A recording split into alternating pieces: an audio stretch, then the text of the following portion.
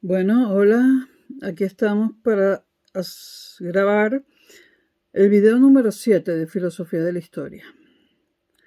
Estoy en Madrid, 6 de la mañana con 9 minutos, 6:09, sábado 22 de febrero de 2025.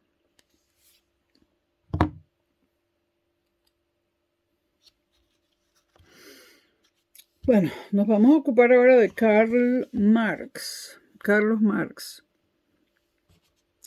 Marx es el continuador y consumador genial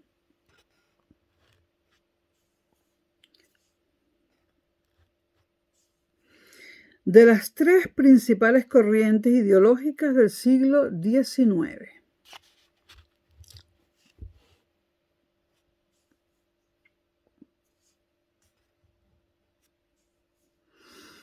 Que tuvieron por cuna a los tres países más avanzados de la humanidad: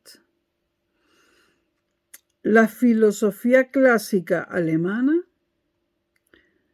la economía política inglesa y el socialismo francés, unido a las doctrinas revolucionarias francesas en general. Y esto que acabo de decir lo dice Lenin en su libro Carlos Marx.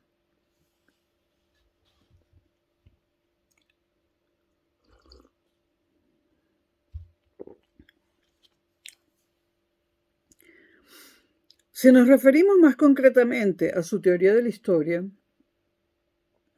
podría matizarse el análisis de Lenin diciendo que Marx es el continuador número 1 del racionalismo ilustrado del siglo XVIII.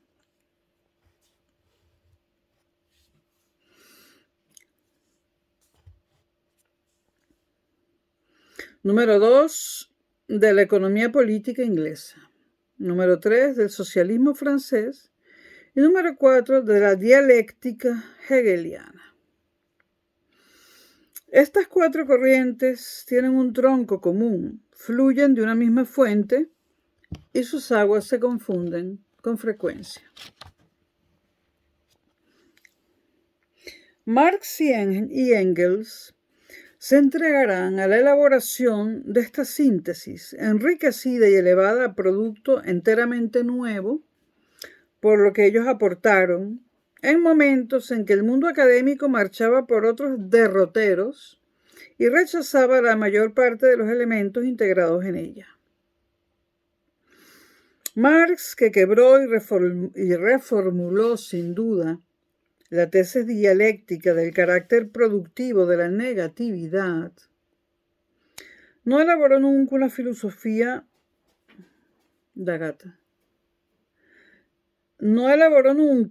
Marx una filosofía especulativa, teleológicamente orientada de la historia, al modo de la agustiniana o de la hegeliana. Mucha gente piensa lo contrario, pero la realidad es esta, ¿no?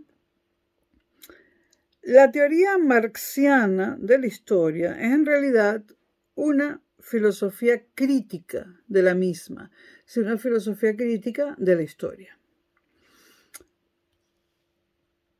que constituye uno de los ejes del pensamiento marxiano globalmente considerado. Apenas fue desarrollada, cuanto menos sistemáticamente, por el autor del Capital. Sus años de madurez estuvieron dedicados, en efecto, a la elaboración in extenso de su crítica de la economía política, a la que fue muy pronto animado por Engels.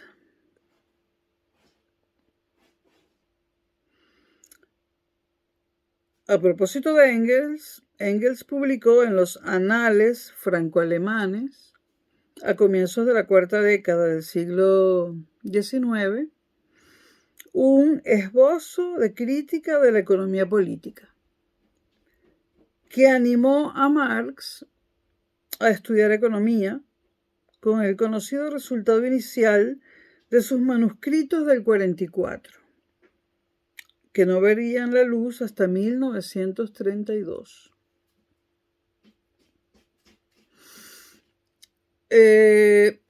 Bueno, habíamos quedado que en sus años de madurez Marx se dedicó a la elaboración in extenso de su crítica de la economía política, animado por Engels. Sin embargo, en ese espacio teórico donde hay que buscar, el silencioso, pero no por ello menos potente, despliegue del materialismo histórico. Por mucho que en textos como La ideología alemana de 1846 o el propio Manifiesto Comunista, redactado por Marx y Engels a solicitud del Segundo Congreso de la Liga Comunista y publicado en Londres en 1848, ofrecieran ya importantes aproximaciones al mismo, es decir, al materialismo histórico.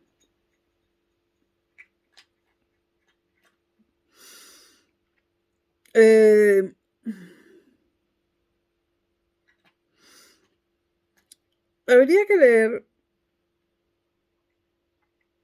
el prefacio de lo que Marx llamó Contribución a la crítica de la economía política, y que ha sido repetido millones de veces y millones de veces mal interpretado.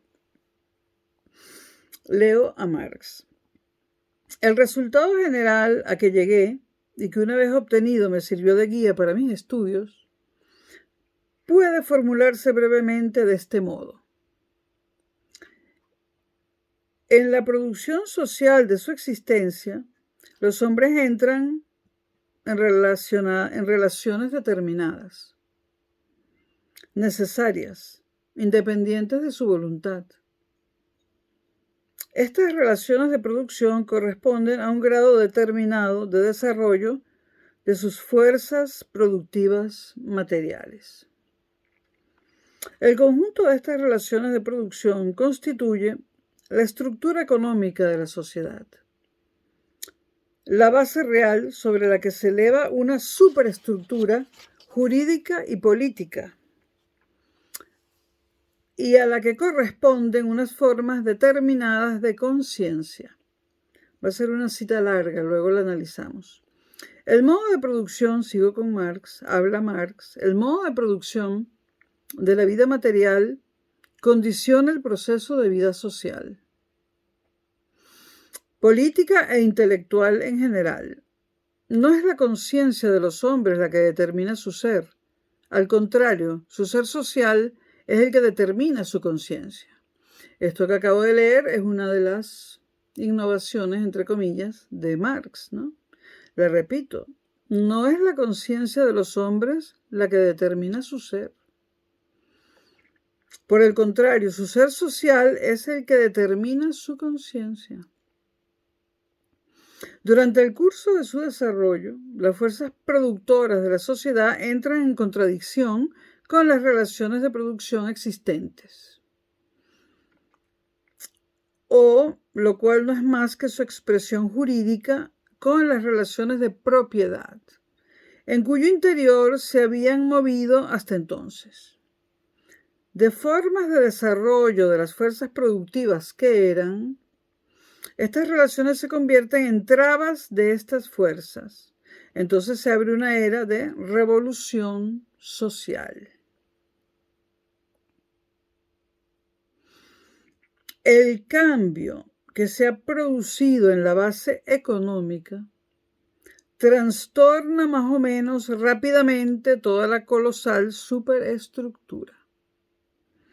Al considerar estos trastornos, importa siempre distinguir entre el trastorno material de las condiciones de producción, es decir, esto que se puede comprobar fielmente con ayuda de las ciencias físicas y naturales, y las formas jurídicas, políticas, religiosas, artísticas o filosóficas, en una palabra, las formas ideológicas bajo las cuales los hombres adquieren conciencia de este conflicto y lo resuelven.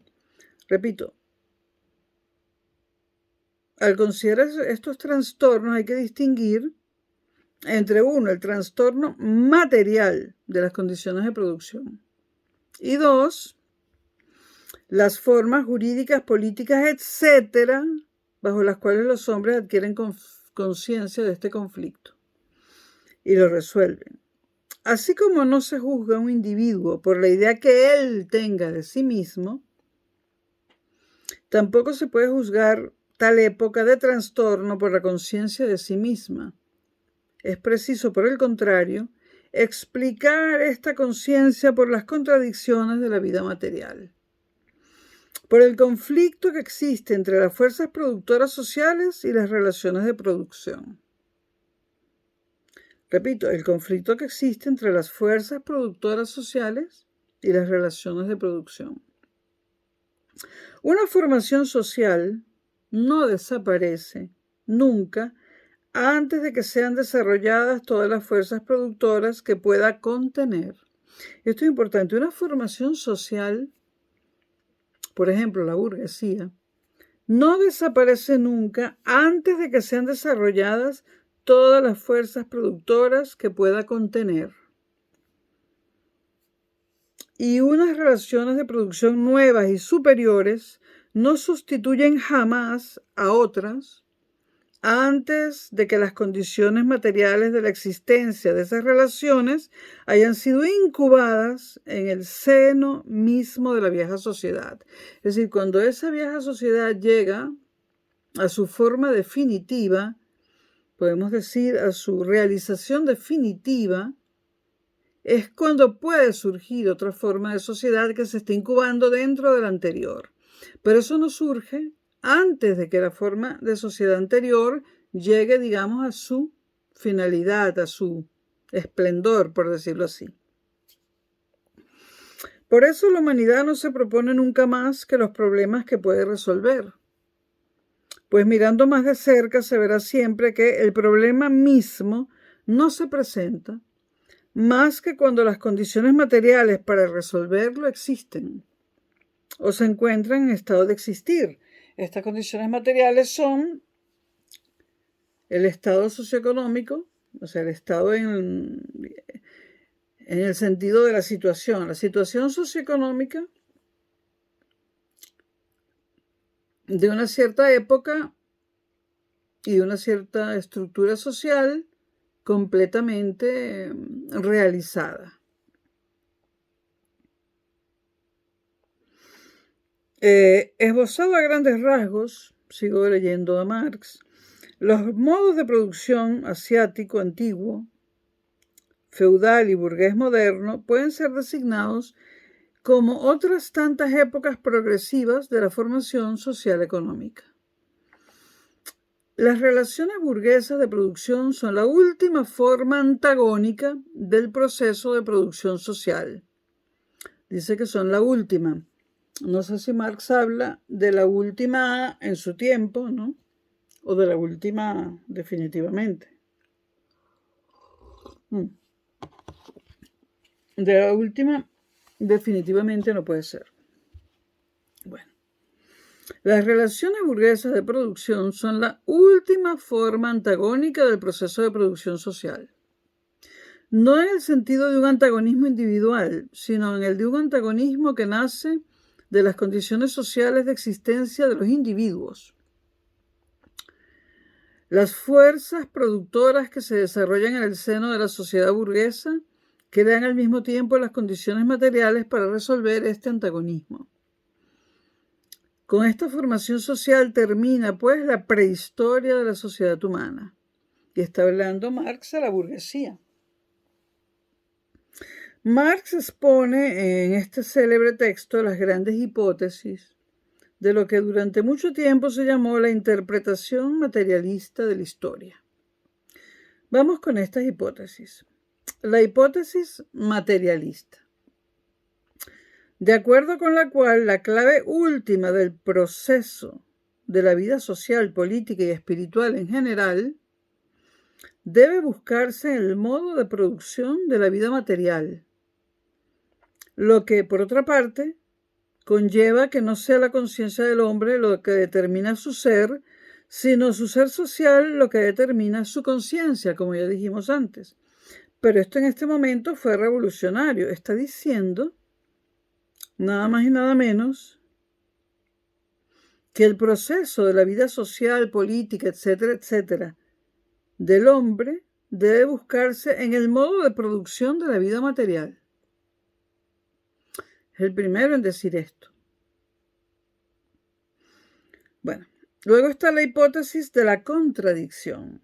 En un determinado periodo o fase de desarrollo de las fuerzas productivas materiales de la sociedad, con las relaciones de propiedad dentro de las que se han desenvuelto hasta ese momento, la contradicción puede surgir allí, repito, en un determinado periodo o fase del desarrollo de las fuerzas productivas materiales de la sociedad, con las relaciones de propiedad dentro de las que se han desenvuelto hasta ese entonces.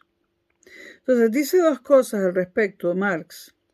En primer lugar, el contraste cada vez más pronunciado entre la socialización de la principal fuerza productiva, el trabajo, en aquella época era el trabajo, o sea, el factor humano, la mano de obra.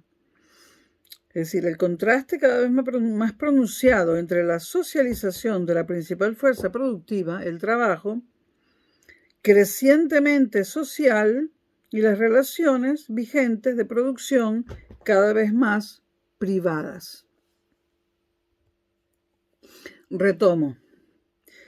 El contraste, o sea, Marx, en la hipótesis de la contradicción, vislumbra dos cosas. En un primer lugar, el contraste cada vez más pronunciado entre la socialización de la principal fuerza productiva, que es el trabajo, crecientemente social, y las relaciones vigentes de producción cada vez más privadas. Ahí hay un contraste cada vez mayor. Y en segundo lugar, el supuesto freno que las relaciones de producción vendrán o vendrían a imponer a un ulterior desarrollo de las fuerzas productivas, siendo este freno uno de los motores del impulso social de transformación. Hay en Marx un énfasis alternativo, bien en la acción conscientemente revolucionaria del proletariado industrial, en cuanto clase universal sustentadora de la especie, dado su papel central en la producción, y portadora del único sistema de valores realmente universalizable. Bien, en esta misma contradicción como condición estructural de posibilidad del cambio. Vámonos con la tercera hipótesis de Marx, la hipótesis de la revolución material y social. En la medida en que el proceso de desarrollo histórico, las fuerzas productivas progresan, cambian, mientras que las relaciones de propiedad existentes tienden a perpetuarse, inmovilizadas por los sectores que se benefician de ellas. Se produce un desfase entre una y otras. Las relaciones fosilizadas se convierten así en un freno al progreso de las fuerzas productivas, al progreso de la sociedad, y engendran una era de revolución social, tendente a establecer una nueva estructuración, acorde con las necesidades objetivas de la nueva situación. El cambio que se produce en la base va modificando lentamente la totalidad social. Expliquemos. En la medida que en el progreso, el desarrollo histórico de las fuerzas productivas progresan por la tecnología, sobre todo, y engendran una era de revolución social.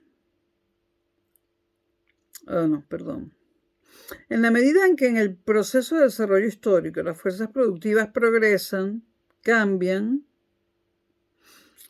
sobre todo por la tecnología, mientras que las relaciones de propiedad se quedan inmovilizadas, ¿no? Entonces, estas relaciones que quedan fosilizadas se convierten en una de las hipótesis de mayor potencia histórico-analítica de Marx. Esto tiene que ver con la brecha entre los dueños de los medios de producción y los que de hecho producen, ¿no? Que cada vez producen más y mejor, por decirlo así, o sea, más eficientemente. Bueno, entonces, finalmente esta brecha entre algo que se está moviendo gracias al desarrollo tecnológico y algo que está inmovilizado, porque los dueños de la riqueza no quieren soltarla, ¿no? Ni que su riqueza disminuya. Esto es una de las hipótesis de mayor potencia histórico-analítica de Marx, ¿no? Este enfrentamiento produce un freno al progreso de las fuerzas productivas, al progreso de la sociedad, y engendran una era de revolución social, tendente a establecer una nueva estructuración, acorde con las necesidades objetivas de la nueva situación. Bueno, hablemos ahora de la cuarta hipótesis, la hipótesis de la lucha de clases, como motor de la historia. Esta lucha confiere una particular relevancia al concepto de explotación, al concepto de extracción de plusvalía, al concepto, y se dice que esto está estructuralmente condicionado. Repito, es que tengo una gata aquí que me está pinchando con la uña. Bueno, la hipótesis de la lucha de clases como motor de la historia confiere una particular relevancia al concepto de explotación, de extracción de plusvalía, estructuralmente condicionada. Es decir, eso está estructuralmente así. No se puede cambiar tan fácilmente, ¿no? Lo que da sentido al concepto de clase social e ilumina esa interacción de teoría de la historia y teoría de la acción. Luego está la última hipótesis, la número 5, la hipótesis de la capacidad periodizadora del concepto de modo de producción, que entronca en el planteamiento de Marx con la concepción algo más antigua de los estadios. La periodización marxiana no procede directamente de Hegel, como algunos filósofos han sostenido. Su correcta afiliación debería buscarse más bien en la secuencia Smith, Robertson, Engels.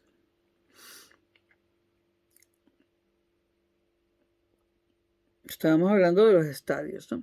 Marx señala 4 formaciones sociales ligadas a determinados modos de producción: el asiático, el antiguo, el feudal y el burgués moderno. Posteriormente añadirá a ambos extremos de la serie los correspondientes al comunismo primitivo y el socialismo.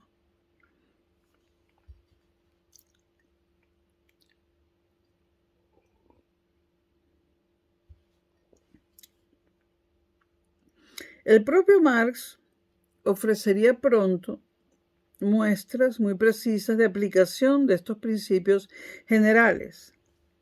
En su texto El 18 Brumario de Luis Bonaparte, al hablar de ello, al hablar en ese texto de Marx, en el 18 Brumario de Luis Bonaparte, del enfrentamiento entre legitimistas y orleanistas, representantes para él de la gran propiedad territorial, por un lado, y del capitalismo industrial y financiero emergente, por el otro, sacaría el siguiente balance. Lo que por tanto separaba esas fracciones, y dice fracciones, no facciones, no era eso que se llaman principios, eran sus condiciones materiales de vida. Dos tipos distintos de propiedad. Era la vieja antítesis entre la ciudad y el campo. La rivalidad entre el capital y la propiedad del suelo. Es decir, en el 18 Brumario de Luis Bonaparte, al comentar Marx el enfrentamiento entre legitimistas y orleanistas, todo esto después de la Revolución Francesa, pero en Francia, ¿no? Para él los legitimistas, o para él no, los legitimistas representaban la propiedad industrial, territorial, es decir, la propiedad de la tierra. Y los orleanistas representaban el capitalismo industrial y financiero. Entonces había dos tipos distintos de propiedad. Y entonces surge una rivalidad entre el capital y la propiedad del suelo, que es el antiguo modo de propiedad en este contexto, ¿no?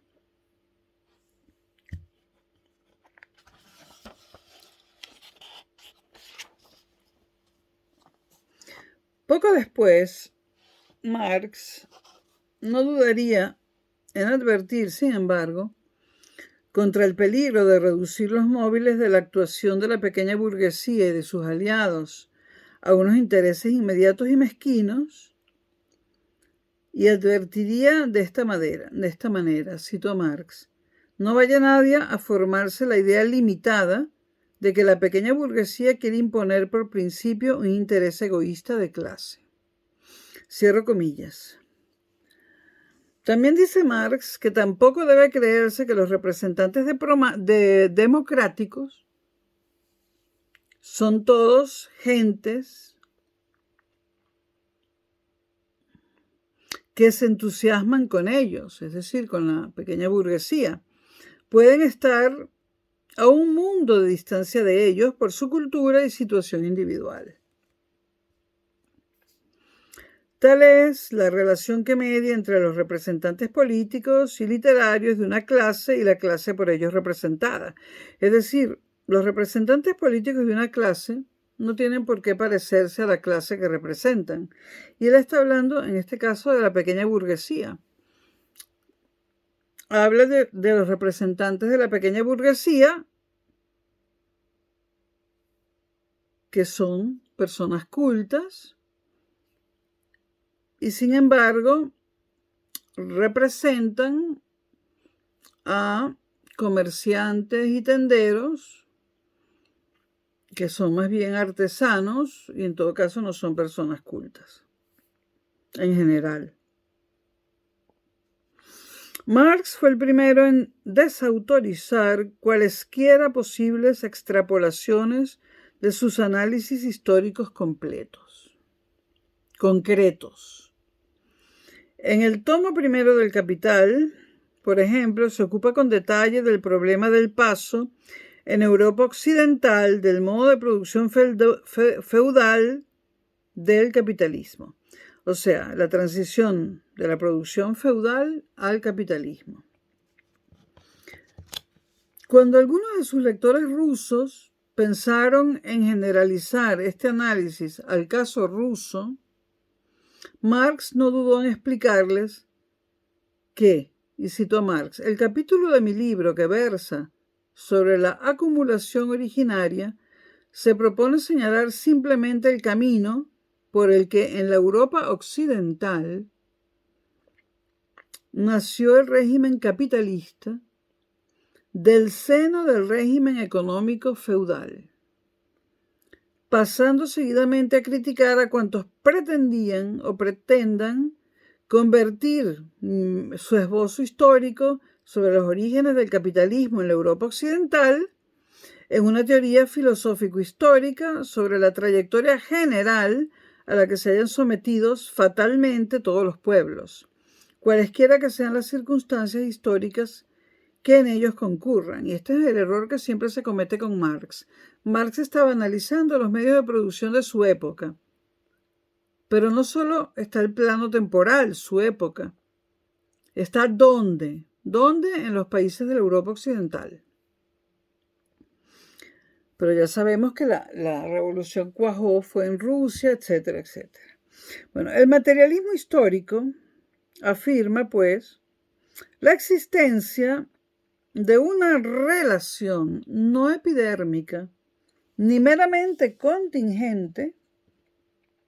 O sea, es una relación que no es carnal ni es producto de las circunstancias, de una relación no epidérmica ni meramente contingente entre los fundamentos económicos de una formación social.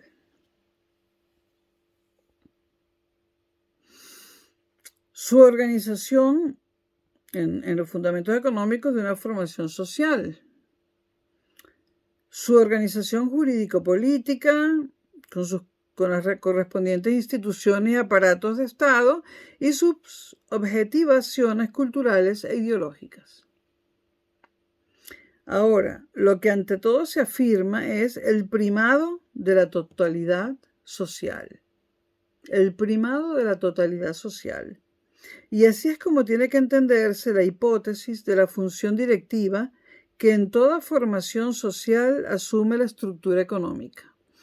Repito, para Marx es importante el primado de la totalidad social. Y así debe entenderse la hipótesis de la función directiva que en toda formación social asume la estructura económica, de la que todas las manifestaciones sociales vendrían a depender concéntricamente y a poder a la vez reinfluir sobre ella. El materialismo histórico, la palabra lo dice, ¿no? La historia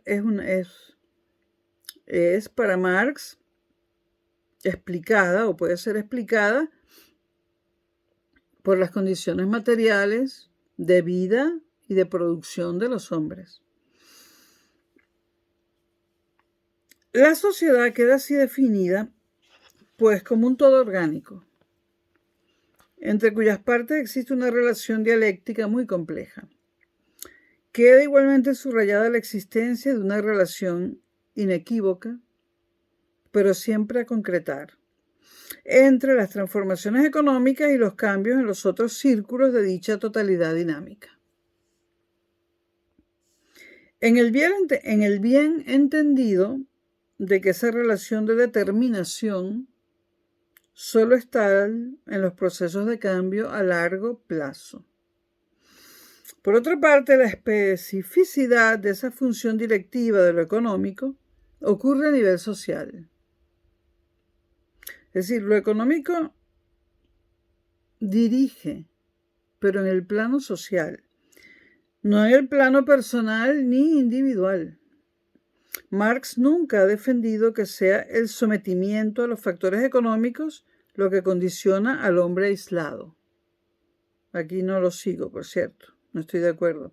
Son las clases sociales, los grupos humanos amplios, quienes toman conciencia de la necesidad de que se proceda a una transformación, a través de una experiencia cotidiana que les muestra la falta de adecuación de la forma en que está organizada la sociedad para responder a las nuevas exigencias que se le plantean.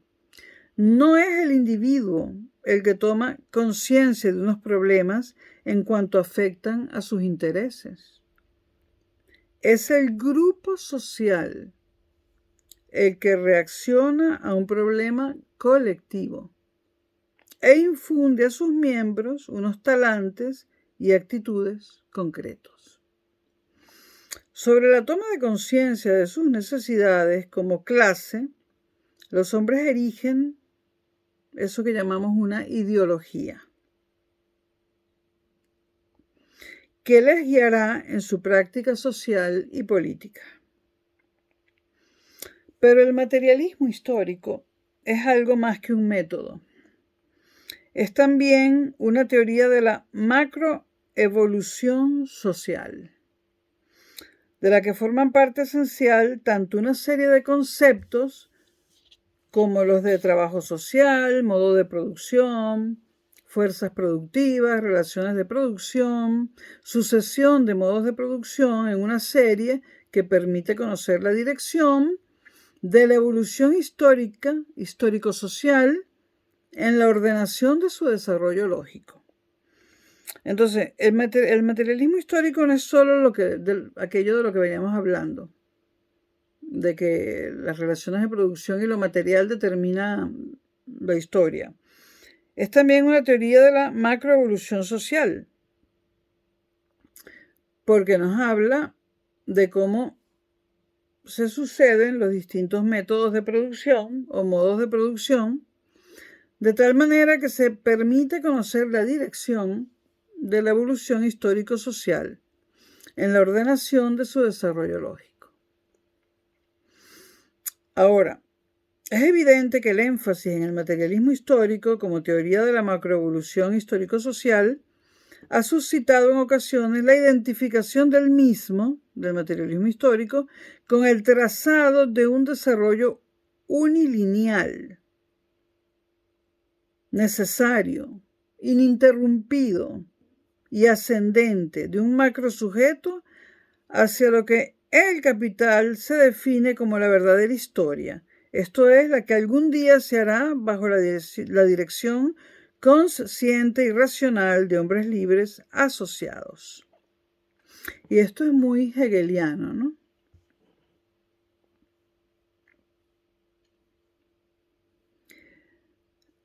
De todos modos, hay que corregir toda acusación de determinismo y de teleologismo respecto a Marx.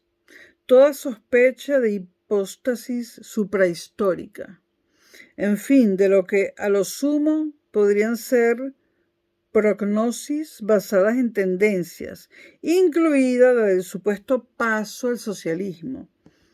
Paso, por cierto, acerca de cuya necesidad lógica, entre comillas, o de cualquier otro tipo que no sea el estrictamente moral, Marx nunca habló en el cuerpo desarrollado de sus escritos mayores. Importante.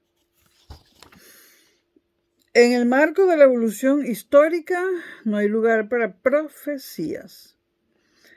Para Marx, el proceso histórico fue siempre un proceso abierto.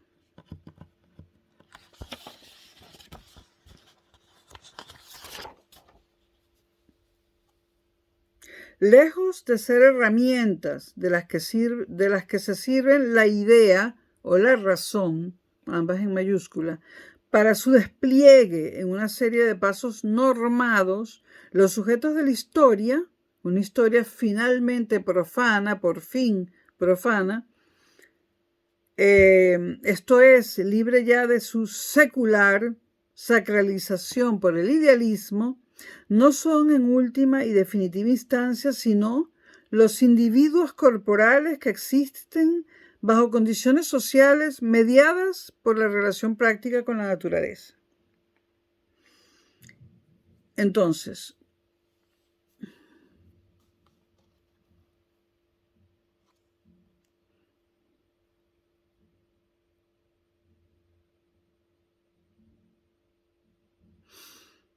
estas herramientas no sirven para Marx para hablar de una serie de pasos normados. Para Marx son los individuos corporales que existen bajo condiciones sociales mediadas por la relación práctica con la naturaleza los que determinan la historia.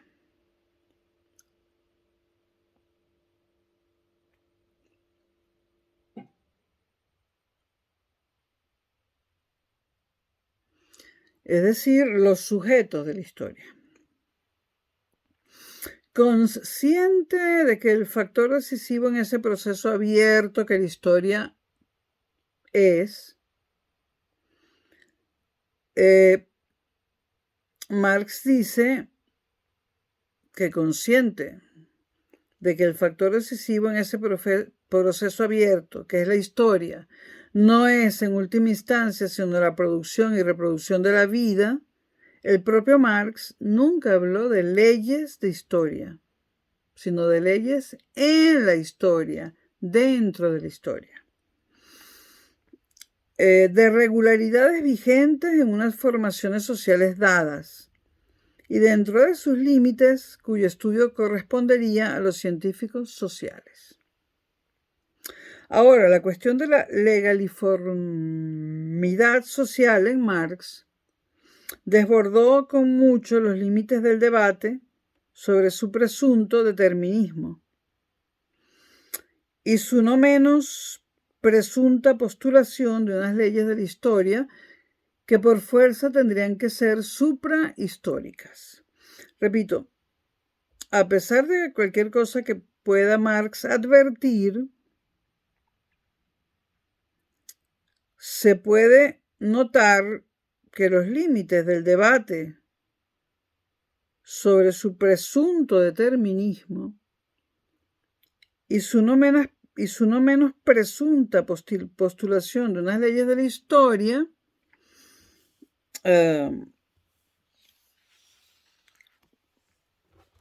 desbordaron el propio pensamiento de Marx.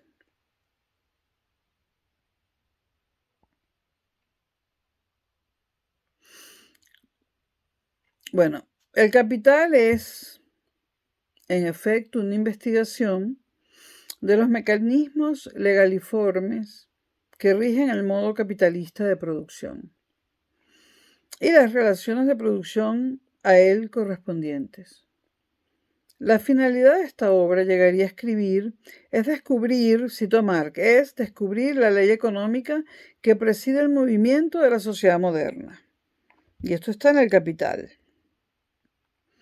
Ahora, el método de Marx no arranca, pues, del hombre en general, sino de un periodo social concreto. Y por otra parte, tampoco considera al hombre responsable de unas relaciones de las que es socialmente criatura.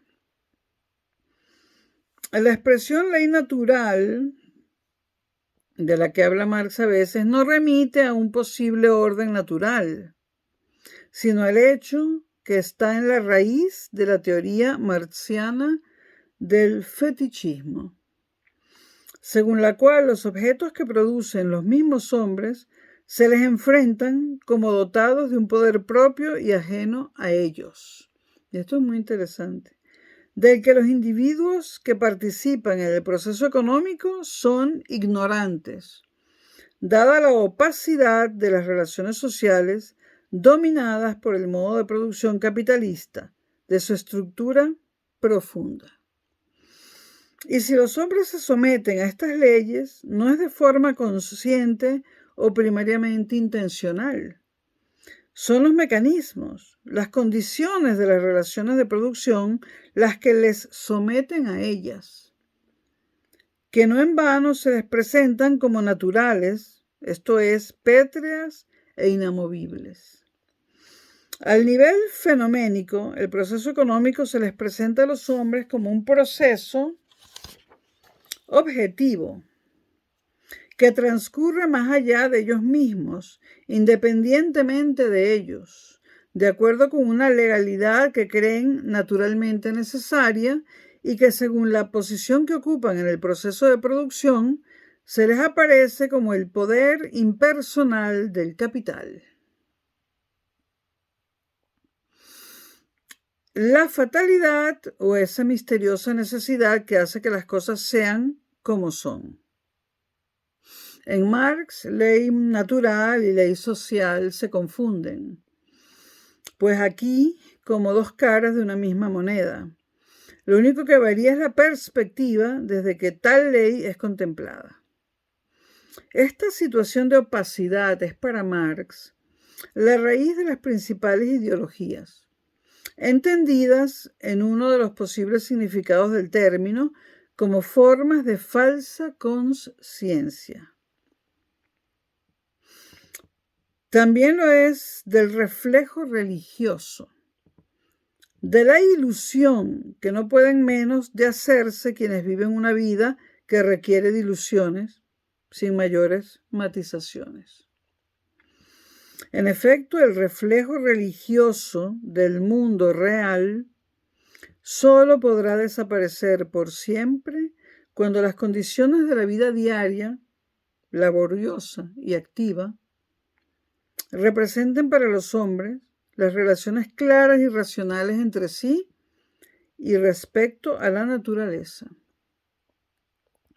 La forma del proceso social de vida, o lo que es lo mismo del proceso material de producción, solo se despojará de su halo místico cuando este proceso sea obra de hombres libremente socializados y que esté puesto bajo su mando consciente y racional.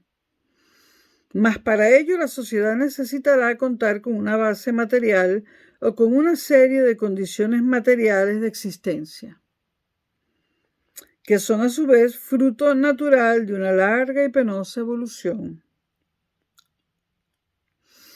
El trabajo de Marx en El Capital se mueve, por último, a dos niveles, interconectados de modo no meramente accidental. En primer lugar, el nivel del análisis sistémico del capitalismo, es decir, el análisis del capitalismo como sistema. Y en segundo lugar, el de su génesis histórica, es decir, cómo aparece o cómo surge el capitalismo en la historia. O dicho de otro modo, el nivel de la teoría económica, que sería el análisis del sistema capitalista, el nivel de la teoría económica y el de la historia económica, de dónde sale el capitalismo, cómo se genera. O historia tout court, que funde de manera química, como en su día lo hizo ver con la debida rotundidad Joseph A. Schumpeter.